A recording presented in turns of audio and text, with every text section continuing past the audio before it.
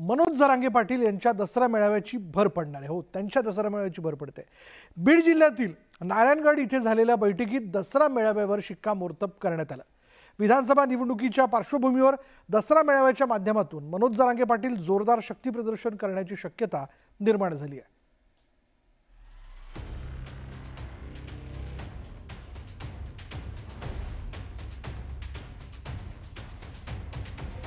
मनोज जरांगे आता नारायणगडावरून आवाज बुलंद करणार आहेत।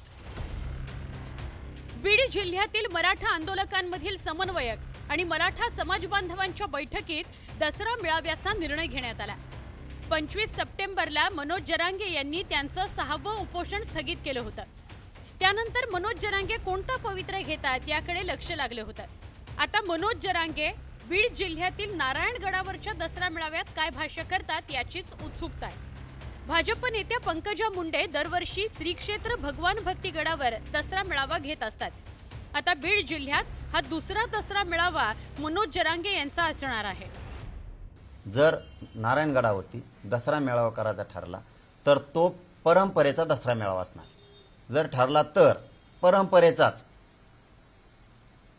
कुठल्या जातीचा नाही, राजकारणाचा नाही। राज्याला दसरा मेळाव्याची परंपरा आहे। राज्यात दरवर्षी शिवसेनेचा दसरा मेळावा होतो। शिवसेना प्रमुख बाळासाहेब ठाकरेंनी मुंबईत दसरा मेळाव्याला सुरुवात केली होती। आता एका शिवसेनेच्या 2 शिवसेना झाल्या आहेत, पण दोन्ही शिवसेनेनं दसरा मेळाव्याची परंपरा मात्र कायम ठेवली आहे। नागपुरात राष्ट्रीय स्वयंसेवक संघाचा दसरा मेळावा आणि भाजप नेत्या पंकजा मुंडे यांचा दसरा मेळावा होत असतो। ती जागा पाहणे असेल, पहिलेच तिथं ती 900 एकरवरती आमची सभा होणार होती, परंतु ती सभा कॅन्सल झाल्यानंतर आता हा मेळाव्याकडे सगळ्या राज्याचं लक्ष लागलंय आणि आमचीही समाज बांधवांची आणि तळागाळातल्या लोकांची इच्छा होती की दरवर्षी नारायणगडावरती मनोजदादांच्या आणि शिवाजी बाबांच्या उपस्थितीत ऐतिहासिक असा दसरा मेळावा व्हावा। मनोज जरांगे पाटील यांनी लोकसभा निवडणुकीच्या आधी राज्यभरात दौरे केले होते। वेगवेगळ्या शहरांमध्ये सभा घेऊन मनोज जरांगे यांनी त्यांची ताकद दाखवून दिली। जरांगेंच्या सभांना मराठा समाज बांधवांनी मोठीच गर्दी केली होती आणि त्याचे पडसाद लोकसभा निवडणुकीच्या निकालातही आपण पाहिले। लोकसभा निवडणुकीत मराठा समाजाच्या नाराजीचा भाजपला मोठाच फटका बसला।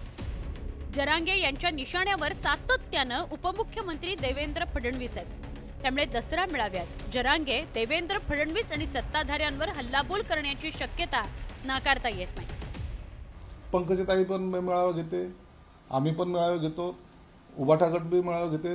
गेल्या वेळेला तर शरद पवार साहेबांनी सुद्धा मेळावा घेतला, म्हणून जरांगे पाटलांनी मेळावा घेतला।